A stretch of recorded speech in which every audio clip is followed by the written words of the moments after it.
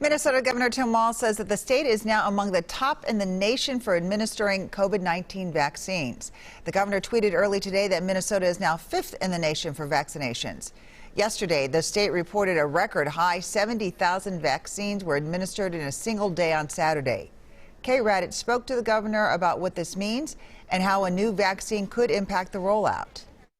Governor Walz says Minnesota is now 5th in the nation when it comes to COVID-19 vaccinations. That number is according to the CDC that reports there have been close to 1.6 million COVID vaccine doses distributed to Minnesota, and over 1.4 million of them have been administered. I think it's a credit to the system was built up. They communicate together. Now that we see and have a better sight picture of what's coming to Minnesota, those are able to get out very quickly. The state now gets a 3-week notice on supply from Pfizer and Moderna, with the goal of administering 90% of the vaccines shipped within 3 days, which they're currently meeting. The state wants to vaccinate 70% of the senior population before moving on to offer the vaccine to Minnesotans with specific underlying health conditions at high risk for COVID complications. These doses out the door right away to ensure vaccines get into arms as quickly as possible. The FDA approved the Johnson & Johnson vaccine for emergency use days after the governor announced a new timeline on the vaccine rollout.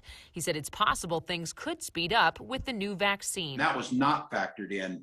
And again, I think the good news on this Johnson & Johnson vaccine is it's one dose. The Minnesota Department of Health said the state will receive just over 45,000 doses of the Johnson & Johnson vaccine this week. Which means they will be in arms starting Friday to Monday. Kate Raddatz, WCCO 4 News.